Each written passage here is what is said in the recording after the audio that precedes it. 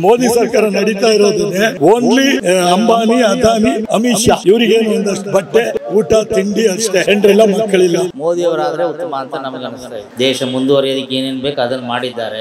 ಅದಕ್ಕಾಗಿ ಬೇಕಾಗಿಲ್ಲ ಮೋದಿ, ಯಾರೋ ಬೇಕಾಗೋರು ಹೇಳ್ಬೋದು, ಸುಮ್ಮನೆ ಹುಚ್ಚುಚ್ಚಾಗಿ ಹೇಳ್ಬೋದು ಅಷ್ಟೇ. ಮೋದಿ ಅವರು ಬಂದ ಮೇಲೆ ಟೋಟಲ್ ಜಗತ್ತಿಗೆ ಗೊತ್ತು ಇಂಡಿಯಾ ಏನು. ನಾವು ಬಂಡವಾಳ ಹಾಕ್ತಿವಿ, ಮೋದಿ ಕೊಟ್ಟಿದ್ದ ಅದಕ್ಕೆ ಡಬಲ್ ಟ್ಯಾಕ್ಸ್ ವಸೂಲಿ ಮಾಡ್ತಾರೆ, ಅದಕ್ಕೊಂದು ಮಿತಿ ಇದೆ.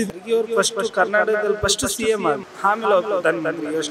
ಮೋದಿ ತಿನ್ನ ಅನ್ನ ಕಿತ್ಕೊಂಡ್ಬಿಟ್ಟಿದ್ದಾನೆ. ತುಂಬಾ ಕಷ್ಟ ಆಗಿದೆ ಪಬ್ಲಿಕ್ ಗೆ. GST, ಗೂಗಲ್ ಪೇ ದುಡ್ಡೇ ಓಡಾಡ್ತಾ ಇಲ್ಲ, ಭಾರಿ ತೊಂದರೆ ಆಗಿದೆ. ಓದ್ದಿರೋರಿಗೆ ತುಂಬಾ ಹೊಡ್ತಾ ಮೋದಿ ಇದ್ದ. ಕಾಂಗ್ರೆಸ್ ಸರ್ಕಾರ 10 ವರ್ಷ ಹಿಂದೆ ಇದ್ದಾಗಲೇ ಈ ಕೆಲಸನ ಅವ್ರು ಅವಾಗಲೇ ಮಾಡ್ಬಿಟ್ಟು ವೋಟಿಂಗ್ ಗಿಮಿಕ್ ಅವಾಗಲೇ ತಗೋಬಹುದಾಗಿತ್ತಲ್ಲ. ಅದ್ರ ಬಗ್ಗೆ ಗಾದೆ ಮಾತಾಡಿದ್ರೆ ಬೀದಿ ನಾಯಿಗಳು ಬೊಗಳಿದ್ರೆ ದೇವಲೋಕ ಹಾಳಾಗಲ್ಲ ಅನ್ನೋ ಗಾದೆ. ಯಾರು ಎಷ್ಟೇ ಪ್ರಯತ್ನ ಮಾಡಿದ್ರು ಮೋದಿ ಅವ್ರನ್ನ ಸೋಲಿಸಲು ಸಾಧ್ಯನೇ ಇಲ್ಲ. ಸಿದ್ಧಾರ್ಥ ಹೆಗಡೆ ಸತ್ತೋಗಿದ್ದಿ, ನೋಟ್ ಅಮಾನತ್ ಮಾಡಿ ಎಷ್ಟು ಕೆಲಸ ಹೋಯ್ತು.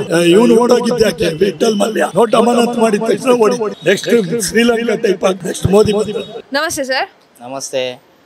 ಈಗ ಲೋಕಸಭಾ ಎಲೆಕ್ಷನ್ ಬರ್ತಾ ಇದೆ. ಈಗ ಪ್ರಧಾನ ಮಂತ್ರಿ ಯಾರಾದ್ರೆ ಉತ್ತಮ ಅಂತ ಅನ್ಸುತ್ತೆ? ಮೋದಿ ಅವರಾದ್ರೆ ಉತ್ತಮ ಅಂತ ನಮಗೆ ಅನಿಸ್ತಾ ಇದೆ. ಯಾಕೆ ಸರ್, ಯಾಕೆ ಮೋದಿ ಅವರಾಗಬೇಕು ಅಂತ ಅನಿಸ್ತಾ ಇದೆ? ಅವರು ದೇಶದಲ್ಲಿ ಒಳ್ಳೆ ಕಾರ್ಯಕ್ರಮಗಳನ್ನು ಮಾಡಿದ್ದಾರೆ. ದೇಶ ಮುಂದುವರಿಯೋದಕ್ಕೆ ಏನೇನು ಬೇಕು ಅದನ್ನು ಮಾಡಿದ್ದಾರೆ. ಅದಕ್ಕಾಗಿ ರಾಹುಲ್ ಗಾಂಧಿ ಆಗಿರ್ಬೋದು ಅಥವಾ ಮಲ್ಲಿಕಾರ್ಜುನ್ ಖರ್ಗೆ ಅವರಾಗಿರ್ಬೋದು, ಯಾಕೆ ಆಗಬಾರ್ದು? ಅವ್ರು ದೇಶವನ್ನು ಮುಂದುವರಿಸಲಿಲ್ವಲ್ಲ. 70 ವರ್ಷ ರಾಜ್ಯಭಾರ ಮಾಡಿ ದೇಶವನ್ನು ಮುಂದುವರಿಸಲಿಲ್ಲ, ಅನುಕೂಲ ಮಾಡಲಿಲ್ಲ. ಏನೋ ದುಡ್ಡು ಕೊಟ್ಬಿಟ್ಟು ಆ ಟೈಮಿಗೆ ನೀವು ದುಡ್ಡು ಕೊಟ್ಬಿಟ್ಟು ಅವ್ರಿಗೆ ಒಟ್ಟರೆ ಓಟ್ ಹಾಕಿಸ್ಕೊಂಬಿಟ್ರೆ ಆಗುತ್ತಾ? ದೇಶ ಮುಂದುವರಿಬೇಕಲ್ವ. ದೇಶ ಪ್ರಪಂಚದಲ್ಲೆಲ್ಲ ಹೊಗಳ್ತಾ ಇದ್ದಾರೆ ತಾನೇ ಈಗ ನಮ್ಮ ದೇಶ ಹೇಗಿದೆ ಏನು ಅಂತೇಳಿ. ಅದಕ್ಕಾಗಿ ಅವರೇ ಬರಬೇಕು ಮೋದಿ ಅಂತ ನಮ್ಮ ಅಭಿಪ್ರಾಯ. ಈಗ ಮೋದಿ ಅವರು ಜನವರಿ 22ನೇ ತಾರೀಕು ರಾಮ ಮಂದಿರ ಉದ್ಘಾಟನೆ ಮಾಡ್ತಾ ಇದ್ದಾರೆ. ಅದಕ್ಕೆ ವಿರೋಧ ಪಕ್ಷದವರು ಹೇಳ್ತಾ ಇದ್ದಾರೆ ಇದು ಚುನಾವಣೆ ಗಿಮಿಕ್ಕು, ಲೋಕಸಭಾ ಎಲೆಕ್ಷನ್ ಬರಬೇಕಾದ್ರೆ ರಾಮ ಮಂದಿರವನ್ನು ಉದ್ಘಾಟನೆ ಮಾಡುವಂತಹ ಅವಶ್ಯಕತೆ ಇತ್ತಾ ಅಂತ ಕೇಳ್ತಿದ್ದಾರೆ. ಇದ್ರ ಬಗ್ಗೆ ರಾಮ ಮಂದಿರ ಉದ್ಘಾಟನೆ ಯಾರಿದ್ರೂ ಮಾಡಲೇಬೇಕಾಗತ್ತೆ. ಈಗ ಕಾಂಗ್ರೆಸ್ ಪಕ್ಷದವರಿದ್ದರೂ ಅಕಸ್ಮಾತ್ ಅದು ರೆಡಿಯಾಗಿದ್ದರೆ ಅವಾಗ ಅವರೇ ಮಾಡ್ತಾಯಿದ್ರು. ಇವರೇ ಮಾಡಬೇಕು ಅಂತ ಅವರೇ ಮಾಡಬೇಕಂತಿದ್ದು ಯಾರು ಅಧಿಕಾರದಲ್ಲಿದ್ದಾರೆ ಅವ್ರು ಮಾಡ್ಬೋದು. ಅದಕ್ಕೇನು ಅದು ಚುನಾವಣೆಗೂ ಅದಕ್ಕೂ ಸಂಬಂಧ ಇಲ್ಲ. ಒಂದು ಹಿಂದೂ ಧರ್ಮದಲ್ಲಿ ರಾಮ ಅನ್ನೋದು ಒಂದು ದೇವ್ರಿಗೆ ಏನು ಮಾಡಬೇಕು ಅದನ್ನು ಮಾಡ್ತಾಯಿದ್ದಾರೆ ಅಷ್ಟೇ. ಇವರು ಅದಕ್ಕೆ ಬಣ್ಣ ಕಟ್ತಾರೆ ಕೆಲವರು, ಚುನಾವಣೆಗೋಸ್ಕರ ಇದು ಮಾಡ್ತಾ ಇದ್ದಾರೆ ಅಂತೇಳಿ. ಈಗ ಯಾವುದೇ ಒಂದು ದೇವಸ್ಥಾನ ಇವ್ರ ಕಾಲದಲ್ಲಿ ಆದರೆ ಇವ್ರು ಮಾಡೋದಿಲ್ವಾ? ಹಾಗೆ ಅವ್ರು ಮಾಡೋದ್ರಿಂದ ತಪ್ಪೇನಿಲ್ಲ. ಈಗ ಬೆಲೆ ಏರಿಕೆ ಬಗ್ಗೆ ಮೋದಿ ಅವರು ಬೆಲೆ ಏರಿಕೆ ಮಾಡಿದ್ದಾರೆ ಅನ್ನುವಂತಹ ಗುಮಾನಿ ಹಬ್ಬಿದೆ, ಅದ್ರ ಬಗ್ಗೆ? ಗುಮಾನಿ ಒಳಗೆ ಇರುತ್ತೆ ಅದು ಅಷ್ಟೇ. ಜನಗಳಿಗೆ ಗುಮಾನಿನಲ್ಲೇ ಕುಂಡ್ರಿಸಿರ್ತಾರೆ ಬೆಲೆ ಏರಿಕೆ ಮಾಡಿ ಮಾಡಿ. ಯಾರು ಮಾಡಿದ್ದಾರೆ ಬೆಲೆ ಏರಿಕೆ? ಇವರೇ ಮಾಡಿರೋದು. ಈಗ ರೇಷನ್ ಬೆಲೆಗಳು ಜಾಸ್ತಿ ಆಗಿದೆ, ಸಿಲಿಂಡ್ರ್ ಜಾಸ್ತಿ ಆಗಿದೆ ಅಂದರೆ ಅದು ಆವಾಗಲಿಂದ ಜಾಸ್ತಿ ಇದ್ದೇ ಇದೆ. ಅದೆಲ್ಲ ಏನು ತೊಂದರೆ ಇಲ್ಲ. ಈಗ ರೇಷನ್ ಜಾಸ್ತಿ ಆಗಿದೆ, ದುಡ್ಡು ಎಲ್ಲಿಂದ ತೊಗೊಂಬರ್ತಾರೆ? ಈಗ ನೀವೇ ನೋಡ್ತಾ ಇದ್ದೀರ ಬಸ್ಸು ಫ್ರೀ ಅಂತೇಳಿ. ಅದರಿಂದ ಈ ಆಟೋದವ್ರಿಗೆ ತೊಂದರೆ ಆಗಿದೆ. ಅವ್ರು ನಮಗೆ ವ್ಯಾಪಾರ ಆಗ್ತಾಯಿಲ್ಲ ಅಂತಾರೆ. ಅದಕ್ಕೆ ಯಾರು ಹೊಣೆ?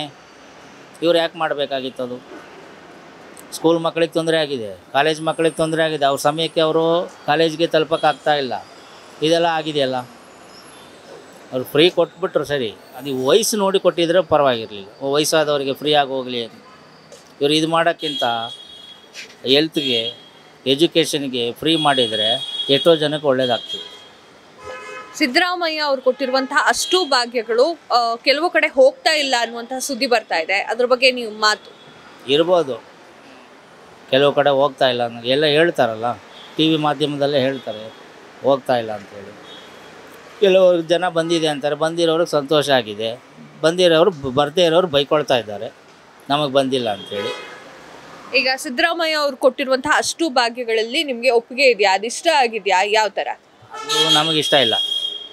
ಯಾಕೆ ಸರ್? ಈಗ ಸೋಂಬೇರಿ ಆಗ್ತಾರೆ ಜನ.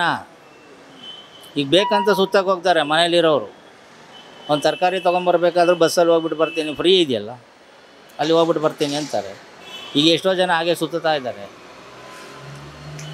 ಫ್ರೀ ಅಲ್ವಾ? ಅದಕ್ಕಾಗಿ ಅದೇ ನಾನೇನು ಹೇಳಿದೆ, ವಯಸ್ಸಾದವ್ರಿಗೆ ಕೊಟ್ಟಿದ್ರೆ ಪಾಪ ಅವ್ರಿಗೂ ದುಡ್ಡಿರಲ್ಲ ಓಡಾಡಲಿಕ್ಕೆ, ಅವರು ಫ್ರೀ ಅಂತ ಮಾಡಿಬಿಟ್ಟಿದ್ರೆ ಚೆನ್ನಾಗಿರೋದು. ವಯಸ್ಸಿರೋರು ಹೆಂಗನೋ ಹೋಗ್ತಾರೆ, ಅದು ನನ್ನ ಅಭಿಪ್ರಾಯ. ಈಗ ಪ್ರಧಾನ ಮಂತ್ರಿ ಯಾರಾಗ್ತಾರಲ್ವಾ, ರಾಹುಲ್ ಗಾಂಧಿ ಆಗಿರ್ಲಿ ಅಥವಾ ಮೋದಿ ಅವರಾಗಿರ್ಲಿ, ಅವರಿಂದ ಏನ್ ಎಕ್ಸ್ಪೆಕ್ಟೇಷನ್ ಇದೆ? ದೇಶಕ್ಕೋಸ್ಕರ ಪ್ರಧಾನ ಮಂತ್ರಿಗಳು ಈ ಕೆಲಸವನ್ನ ಮಾಡಬೇಕು ಅಂತ. ಎಜುಕೇಷನ್ ಒಂದು, ಹೆಲ್ತ್ ಒಂದು ಫ್ರೀ ಮಾಡಿದ್ರೆ ಒಳ್ಳೆಯದು.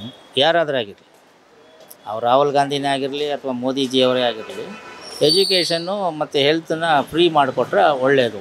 ಈಗ ಯುವಜನರು ವೋಟ್ ಹಾಕ್ಲಿಕ್ಕೆ ತಯಾರಾಗಿ ನಿಂತ್ಕೊಂಡಿದ್ದಾರೆ. ಅಂದ್ರೆ ಈಗ ಜಸ್ಟ್ ವೋಟಿಂಗ್ ಕಾರ್ಡ್ ಬಂದಿರುತ್ತೆ, ಲೋಕಸಭಾ ಎಲೆಕ್ಷನ್ ಅಲ್ಲಿ ನಾವು ವೋಟ್ ಹಾಕೋಣ ಅಂತ ಅನ್ಕೊಂಡಿರ್ತಾರೆ. ಅವ್ರಿಗೆ ಏನ್ ಹೇಳೋಕೆ ಇಷ್ಟಪಡ್ತಾರೆ? ಓದಿರೋ ಮಕ್ಕಳು ಚೆನ್ನಾಗಿ ಯೋಚನೆ ಮಾಡಿ ದೇಶದ ಅಭಿವೃದ್ಧಿ ಬಗ್ಗೆ ಗಮನ ಕೊಟ್ಟು ವೋಟ್ ಹಾಕಲಿ ಅಂತ ಹೇಳುತ್ತೆ. Thank you sir. ಥ್ಯಾಂಕ್ಸ್. ನಮಸ್ತೆ ಸರ್. ಲೋಕಸಭಾ ಚುನಾವಣೆ ಬರ್ತಾ ಇದೆ. ಆ ಚುನಾವಣೆಯಲ್ಲಿ ಯಾರು ಪ್ರಧಾನಿ ಆದ್ರೆ ನಿಮ್ಗೆ ಉತ್ತಮ ಅಂತ ಅನ್ಸುತ್ತೆ? ಪ್ರಧಾನ ಮಂತ್ರಿ ಇನ್ಯಾರು ಆಗಬೇಕು? ನಮ್ಮ ಮೋದಿ ಅವರೇ ಆಗಬೇಕು. ಯಾಕೆ ಸರ್ ಮೋದಿ ಅವರೇ ಆಗಬೇಕು? ಮೇಡಮ್, ನಾನು ಒಂದು 10 ವರ್ಷದ ಹಿಂದೆ ನನಗೆ ಸಂಬಳ ಬಂದ್ಬಿಟ್ಟು ಬರೀ 300 ರೂಪಾಯಿ ಇತ್ತು. ಈಗ ನಾನು ಸಂಪಾದನೆ ಮಾಡೋದು ಒಂದು ದಿವಸಕ್ಕೆ ಮ್ಯಾಕ್ಸಿಮಮ್ ಕಡಿಮೆ ಅಂದ್ರೂ ಒಂದು 2000 ಚಿಲ್ಲರೆವರೆಗೂ ಮಾಡ್ತೀನಿ ಮೇಡಮ್. ಅವಾಗಿದ್ದು ಹಂಗಿತ್ತು. ಇವಾಗ ನಾವು ಬೆಳವಣಿಗೆ ಆಗಿದ್ದೀವಿ, ಇವಾಗ ನಮ್ಮ ಸಂಪಾದನೆ ಜಾಸ್ತಿ ಆಗಿದೆ. ಅವರು ಪ್ರಧಾನಮಂತ್ರಿ ಆದಮೇಲೆ ನಾವು ಆರ್ಥಿಕತೆಯಲ್ಲಿ ನಾವು ಒಂದು 10 ರೂಪಾಯಿ ದುಡಿಮೆ ಮಾಡೋಂಗೆ ಆಗಿದ್ದೀವಿ. ಹಾಗಾಗಿ ಅವ್ರು ಬೇಕು. ರಾಹುಲ್ ಗಾಂಧಿ ಅವರಾಗಿರ್ಬೋದು, ಕರ್ನಾಟಕದ ಖರ್ಗೆ ಅವರಾಗಿರ್ಬೋದು, ಯಾಕೆ ಆಗಬಾರ್ದು? ಖರ್ಗೆ ಅವ್ರು ಕರ್ನಾಟಕದಲ್ಲಿ ಫಸ್ಟ್ CM ಆಗಲಿ, ಆಮೇಲೆ ಅವ್ರು ಪ್ರಧಾನಮಂತ್ರಿ ಯೋಚನೆ ಮಾಡೋಣ. ಓಕೆ, ಪ್ರಧಾನಿ ಅವರು ಮೋದಿ ಅವರು ಆಗ್ಬೇಕು ಅಂತ ನೀವೇ ಹೇಳ್ತಾ ಇದ್ದೀರಾ. ಮೋದಿ ಅವರ ಯಾವ ಒಂದು ಕಾರ್ಯಗಳು ಅಥವಾ ಕೆಲಸಗಳು ನಿಮ್ಗೆ ಅಷ್ಟೊಂದು ಖುಷಿ ತಂದಿದೆ? ಅವ್ರು ಬಂದ ಮೇಲೆ ಏನಂತ ಖುಷಿ ಪಡೋದು ಅಂದರೆ, ಪ್ರತಿಯೊಂದು ಜಾಗದಲ್ಲೂ ನಾನು ನೋಡಿಲ್ಲ, ಆದರೆ ನಾನು ಕೇಳ್ಪಟ್ಟಿರೋ ಹಾಗೆ ನಮ್ಮ ಇಂಡಿಯಾ ಅಂದರೆ ಕಡಿಮೆ ಅಂದರೆ ಒಂದು 6 ಕಂಟ್ರಿ 7 ಕಂಟ್ರಿ ಅವಾಗ ಗೊತ್ತಿತ್ತು ಅಷ್ಟೇ. ಇಂಡಿಯಾ ಅಂದರೆ ಅಲ್ಲಿ ಒಂದು 6-7 ಕಂಟ್ರಿಗೆ ಮಾತ್ರ ಇಂಡಿಯಾ ಅನ್ನೋದು ಗೊತ್ತಿತ್ತು. ಇವಾಗ ಮೋದಿಯವ್ರು ಬಂದ ಮೇಲೆ ಟೋಟಲ್ ಜಗತ್ತಿಗೆ ಗೊತ್ತು ಇಂಡಿಯಾ ಏನು ಅನ್ನೋದು. ಇಂಡಿಯಾ ಬೆಳವಣಿಗೆ ಗೊತ್ತಾಗಿರೋದು ಮೋದಿಯವ್ರು ಬಂದ ಮೇಲೆ. ಹಾಗಾಗಿ ಓಕೆ ಸರ್, ಈಗ ಶ್ರೀರಾಮ ಮಂದಿರದ ಉದ್ಘಾಟನಾ ಸಮಾರಂಭ ಈಗ ಏನು ಜನವರಿ 22ನೇ ತಾರೀಕಿಗೆ ಆಗೋದಿದೆ. ಆ ವಿಚಾರಕ್ಕೋಸ್ಕರ ವಿರೋಧ ಪಕ್ಷದವರಾಗಿರ್ಬೋದು, ಕೆಲವೊಂದು ವ್ಯಕ್ತಿಗಳಾಗಿರ್ಬೋದು ಏನ್ ಹೇಳ್ತಿದ್ದಾರೆ ಅಂತಂದ್ರೆ, ಇದು ಲೋಕಸಭೆ ಚುನಾವಣೆ ಓಟ್ಗಳನ್ನ ಪಡೆಯುವಂತಹ ಗಿಮಿಕ್ ಆಗಿದೆ ಅಂತ ಹೇಳ್ತಿದ್ದಾರೆ. ಇದ್ರ ಬಗ್ಗೆ ನಿಮ್ಮ ಮಾತು? ಇನ್ನೇನು ಹೇಳೋದು ನನಗೊಂದು ಅರ್ಥ ಆಗ್ತಾ ಇಲ್ಲ. ಅವ್ರಿಗೂ ಈ ಕೆಲಸನ ಅವರೇ ಮಾಡ್ಬೋದಾಗಿತ್ತಲ್ಲ ಮೇಡಮ್. ಕಾಂಗ್ರೆಸ್ ಸರ್ಕಾರ 10 ವರ್ಷದ ಹಿಂದೆ ಇದ್ದಾಗಲೇ ಈ ಕೆಲಸನ ಅವ್ರು ಅವಾಗಲೇ ಮಾಡಿಬಿಟ್ಟು ಓಟಿನ ಕಿಮ್ಮಕ್ಕೆ ಅವಾಗಲೇ ತೊಗೋಬೋದಾಗಿತ್ತಲ್ಲ. ಅದ್ರ ಬಗ್ಗೆ ಇವ್ರು ಬಂದ್ಬಿಟ್ಟು ಇವ್ರು ತೊಗೋತಾ ಇರೋ ಅವಶ್ಯಕತೆ ಏನೈತೆ? ಅದ್ರ ಅವಶ್ಯಕತೆ ಅವ್ರು ಮಾಡ್ತಾ ಇರೋದು ಸುಳ್ಳು ಅಪರಾಧ. ಓಕೆ ಸರ್, ಇವಾಗ ಮೋದಿ ಅವ್ರ ಮೇಲೆ ಬೆಲೆ ಏರಿಕೆ ಮಾಡಿದ್ದಾರೆ ಅನ್ನುವಂತಹ ಆರೋಪ ಕೂಡ ಇದೆ. ಇದ್ರ ಬಗ್ಗೆ ಏನ್ ಹೇಳ್ತೀರಾ? ಬೆಲೆ ಆರೋಪ ಮಾಡಿದ್ದಾರೆ, ಇನ್ನೂ ಬೆಳವಣಿಗೆ ಮಾಡಲಿ, ಇನ್ನೂ ಆರೋಪ ಮಾಡಲಿ ಮೇಡಮ್. ಇನ್ನೂ ನನ್ನ ಕೈಯಿಂದ ನಾನು ದುಡಿಮೆ ಮಾಡ್ತೀನಿ. ಇನ್ನೂ ಇಂಡಿಯಾಗೋಸ್ಕರ ನಾನು ಇನ್ನೂ 10 ರೂಪಾಯಿ ದುಡಿಮೆ ಮಾಡಿ ಇನ್ನೂ ಕಷ್ಟಪಟ್ಟು ಇನ್ನೂ ಟ್ಯಾಕ್ಸ್ ಕಟ್ಟಕ್ಕೆ ನಾನು ರೆಡಿ ಇದ್ದೀನಿ. ಯಾಕಂದರೆ ನಮ್ಮ ಇಂಡಿಯಾ ಬೆಳವಣಿಗೆ ಆಗ್ತಿದೆ, ನಮ್ಮ ಯೋಗ್ಯತೆ ನಮಗೆ ಹೆಚ್ಚಳಿಕೆ ಮಾಡ್ತಿದ್ದಾರೆ. ಹಾಗಾಗಿ ನಾವು ಮೋದಿ ಅವರಿಗೆ ಓಟ್ ಹಾಕ್ತೀವಿ. ಸರ್, ಇನ್ನೊಂದು ಮಾತು ಅನ್ನೋದಾದ್ರೆ, ಮೋದಿ ಅವ್ರನ್ನ ಸೋಲ್ಸೋಕೆ ವಿಪಕ್ಷ ನಾಯಕರುಗಳಾಗಿರ್ಬೋದು ಅಥವಾ ರಾಜಕಾರಣದವರಾಗಿರ್ಬೋದು ತುದಿಗಾಲಲ್ಲಿ ನಿಂತಿದ್ದಾರೆ. ಇದ್ರ ಬಗ್ಗೆ ನೀವೇನ್ ಮಾತಾಡೋಕೆ ಇಷ್ಟಪಡ್ತೀರಾ? ಅವ್ರನ್ನ ಸೋಲ್ಸಕ್ ಆಗುತ್ತೆ ಅನ್ಸುತ್ತಾ ಅಥವಾ ಇಲ್ಲ ಅನ್ಸುತ್ತಾ? ಯಾವ ತರ? ಯಾವುದೇ ಕಾರಣಕ್ಕೂ ಅವ್ರನ್ನ ಮೀರ್ಸೋಕ್ಕೆ ಅವ್ರಿರೋವರೆಗೂ ಅವ್ರನ್ನ ಸೋಲ್ಸೋಕ್ಕೆ ಚಾನ್ಸೇ ಇಲ್ಲ, ಚಾನ್ಸ್ ಆಗೋದು ಇಲ್ಲ. ಗಾದೆ ಮಾತಿದೆ, ಬೀದಿ ನಾಯಿ ಬೊಗಳಿದ್ರೆ ದೇವಲೋಕ ಹಾಳಾಗೋಗಲ್ಲ ಅನ್ನೋದು ಗಾದೆ. ಯಾರು ಎಷ್ಟೇ ಪ್ರಯತ್ನ ಮಾಡಿದ್ರು ಮೋದಿ ಅವ್ರನ್ನ ಸೋಲ್ಸೋಕೆ ಸಾಧ್ಯನೇ ಇಲ್ಲ. ಈಗ ಸ್ಟೇಟ್ ಗೌರ್ಮೆಂಟಿಗೆ ಬರೋದಾದ್ರೆ, ಸಿದ್ದರಾಮಯ್ಯ ಅವ್ರು ಕೊಟ್ಟಿರುವಂತಹ ಅಷ್ಟು ಭಾಗ್ಯಗಳು ನಿಮಗೆ ಓಕೆ ಅಂತ ಅನ್ಸಿದ್ಯಾ? ಅದು ಓಕೆ ಮಾಡಿದಾಗಿಂದ ನಮ್ಮ ದುಡಿಮೆನೇ ಇಲ್ದಂಗೆ ಆಗ್ಬಿಟ್ಟಿದೆ ಮೇಡಮ್.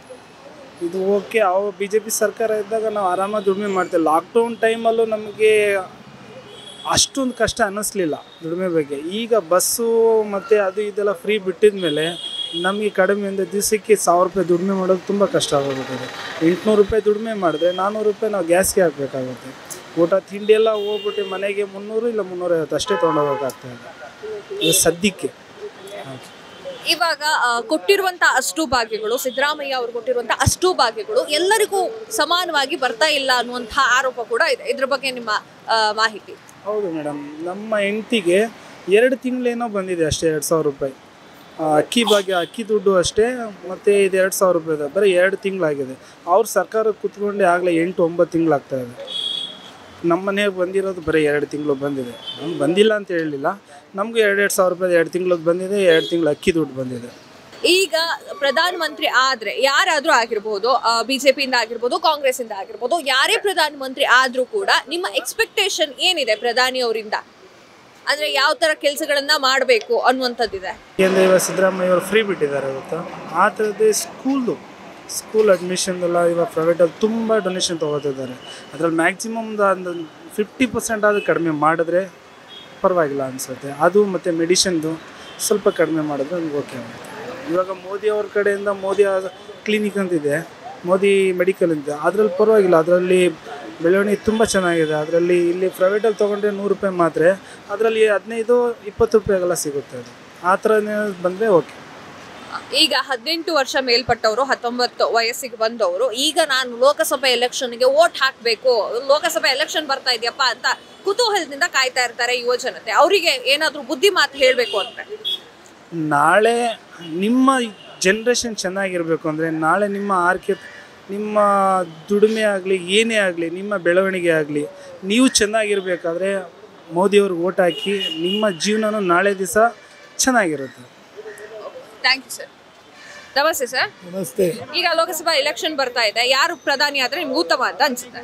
ಯಾರು ಪ್ರಧಾನಿ ಅಂದರೆ ಈಗ ಇಂಡಿಯಾ ಅಂತ ಮಾಡಿದಾರಲ್ಲ, ಅವರಲ್ಲಿ ಯಾರಾದರೂ ಒಬ್ಬರು ಆದರೆ ಒಳ್ಳೆಯದು. ಯಾಕಂದರೆ ಈ ಮೋದಿ ಅನ್ನ ಕಿತ್ಕೊಂಡ್ಬಿಟ್ಟಿದ್ದಾನೆ. ಯಾಕಂತ ಹೇಳಿದ್ರೆ ತುಂಬ ಕಷ್ಟ ಆಗಿದೆ ಪಬ್ಲಿಕ್ಕಿಗೆ. ಈ GST, ಆಮೇಲೆ ಇದು ಯಾವುದು ಗೂಗಲ್ ಪೇ, ಪೇ ಎಲ್ಲ ದುಡ್ಡೇ ಓಡಾಡ್ತಾ ಇಲ್ಲ. ಭಾರಿ ತೊಂದರೆ ಆಗಿದೆ. ಓದಿರೋರಿಗೆ ತುಂಬ ಹೊಡ್ತಾ ಮೋದಿಯಿಂದ. ನಾವೆಲ್ಲ ಓದಿಲ್ಲ, ತುಂಬ ಕಷ್ಟ ಆಗ್ತದೆ. ಎಲ್ಲೋದ್ರೂ ಗೂಗಲ್ ಕೇಳ್ತಾರೆ, ಎಲ್ಲೋದ್ರೂ ಫೋನ್ಪೇ ಮಾಡಿ ಅಂತಾರೆ, ಎಲ್ಲ ಅಕೌಂಟಲ್ಲಿ ತೋರಿಸಿ ಅಂತಾರೆ. ತುಂಬ ತೊಂದರೆ ಕೊಟ್ಟಿದ್ದಾನೆ ಮೋದಿ. ಇಡೀ ಬೇಕಾಗೇ ಇಲ್ಲ ಮೋದಿ. ಯಾರೋ ಬೇಕಾಗೋರು ಹೇಳ್ಬೋದು, ಸುಮ್ಮನೆ ಹುಚ್ಚುಚ್ಚಾಗಿ ಹೇಳ್ಬೋದು ಅಷ್ಟೇ. ಮೋದಿ ಬಂದಮೇಲೆ ಮಧ್ಯಮ ವರ್ಗದವರಿಗೆ, ಬಡವರಿಗೆ ತುಂಬ ತೊಂದರೆ ಆಗಿದೆ. ಹಾಗಾಗಿ ಇಂಡಿಯಾ ಅಂತ ಮಾಡಿದ್ದಾರೆ. ಅದರಲ್ಲಿ ಯಾರಾದರೂ ಒಬ್ಬರು ಆಗ್ತಾರೆ, ಅದರಲ್ಲಿ ಏನಿಲ್ಲ. ಮೋದಿಗೆ ಈಗ ಮುಂಚೆನೇ ಇಮೇಜ್ ಇಲ್ಲ, ಡೌನ್ ಆಗಿದೆ. ಈ ಥರ ಅವ್ರು ಯಾವುದು ಏನು ಅವರ ಇದು ಲೈಫಲ್ಲಿ ಯಾವೊಂದು ಫ್ಯಾಕ್ಟ್ರಿ ಒಂದು ಯಾವುದನ್ನ ಆಗಲಿ 2-3 ಕೋಟಿ ಜನ ಕೆಲಸ ಕಳ್ಕೊಂಡವ್ರೆ. ಬರೀ IT BT ಓದ್ದವ್ರಿಗೆ ಒಂದು ಒಳ್ಳೆಯದಾಗಿದೆ. ಮತ್ತು ಬೇರೆ ಏನಿಲ್ಲ, ಬರೀ ಟ್ಯಾಕ್ಸ್ ಅಷ್ಟೇ. ಟ್ಯಾಕ್ಸ್ ವಸೂಲಿ ಮಾಡೋದು, ಸರ್ಕಾರ ನಡೆಸೋದು. ಬೇರೆ ನಮ್ಮ ಅಭಿಪ್ರಾಯದಲ್ಲಿ ಬರೀ ಟ್ಯಾಕ್ಸಿಂದ ಜೀವನ ಮಾಡ್ತಾರೆ ಹೊರತು ಇದು ಕೇಂದ್ರ ಸರ್ಕಾರ ಏನಿಲ್ಲ.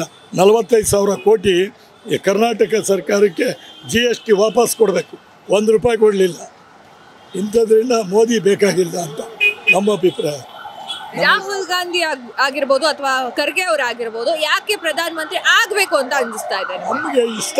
ಸ್ವಲ್ಪ ಬಡವರಿಗೆ, ಮಧ್ಯಮ ವರ್ಗದವರಿಗೆ ಸಹಾಯ ಆಗ್ತದೆ. ಈ ಇಂಡಿಯಾ ಅಂತೇಳಿ ಮಾಡಿದ್ದಾರಲ್ಲ, ಅದು ಬಂದರೆ ಅಂತ.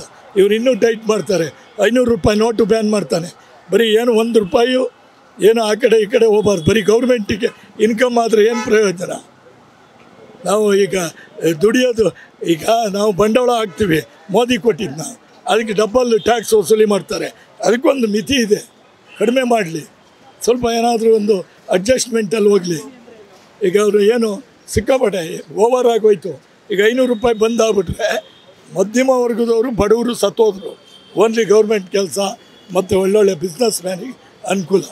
ಈ ಮೋದಿ ಸರ್ಕಾರ ನಡೀತಾ ಇರೋದೇ ಓನ್ಲಿ ಅಂಬಾನಿ, ಅದಾನಿ, ಅಮಿತ್ ಶಾ ಇವರಿಗೇನು ಒಂದಷ್ಟು ಬಟ್ಟೆ, ಊಟ, ತಿಂಡಿ ಅಷ್ಟೇ. ಹೆಂಡ್ರಿಲ್ಲ, ಮಕ್ಕಳಿಲ್ಲ ಅಂತ ಆ ಥರ ನಡೆಯೋದು. ಅದು ನಡೆಸೋದೇ ಸರ್ಕಾರ ನಡೆಸೋದೇ ಅಮಿತ್ ಶಾನು, ಇವನು ಯಾರು ಅಮಿತ್ ಶಾ ಮತ್ತು ಅಂಬಾನಿ, ಅದಾನಿ.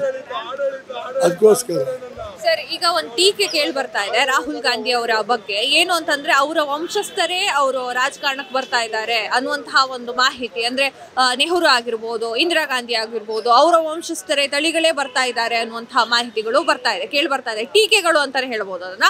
ಅದು ಬರ್ತಾ ಇದೆ. ಅದ್ರ ಬಗ್ಗೆ ಯಾರು ವಂಶಸ್ಥರಿ ಏನು ಮಾಡೋಕ್ಕಾಗಲ್ಲ. ಮುಖ್ಯಮಂತ್ರಿ ಆದವನು ಅವನ ಮಗನ ರೆಡಿ ಮಾಡ್ತಾನೆ, ಪ್ರಧಾನಮಂತ್ರಿ ಆದವ ಅವ್ರ ಮಕ್ಕಳನ್ನ ರೆಡಿ ಮಾಡ್ತಾರೆ.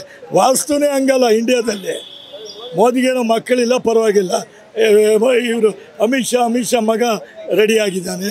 ಆ ಥರ ಏನಿಲ್ಲ. ಸ್ವತಂತ್ರ ತಂದುಕೊಟ್ಟವರು ನೆಹರು, ಮೋತಿಲಾಲ್ ನೆಹರು ಎಲ್ಲ. ಅದರಿಂದ ಅವರು ವಂಶವನ್ನ ಏನು ಆ ಥರ ಏನಿಲ್ಲ. ಇಂಡಿಯಾ ಅಂತ ಮಾಡ್ತಾ ಇದ್ದಾರೆ. ಅದರಲ್ಲಿ ಯಾರನ್ನ ಇವರು ಖರ್ಗೆ ಅವರು ಇದ್ದಾರೆ, ಬೇಕಾದಷ್ಟು ಜನ ಲೀಡ್ರು ಇದ್ದಾರೆ. ಎಲ್ಲ ಸೇರಿ 20, 24, 25 ಪಕ್ಷ ಸೇರಿ ಆಗ್ತದೆ. ಅದರಲ್ಲಿ ಯಾರನ್ನ ಒಬ್ಬರನ್ನ ಸೆಲೆಕ್ಷನ್ ಮಾಡ್ತಾರೆ, ಏನೂ ತೊಂದರೆ ಇಲ್ಲ. ಇವಾಗ ನೀವು MLA ಆಗ್ತೀರಿ, ನಿಮ್ಮ ಮಗನ MLA ಮಾಡಬೇಕು ಅಂತೀರಿ, ಮಂತ್ರಿ ಮಾಡಿ, ಆ ಥರ ಅದು ಸಹಜ.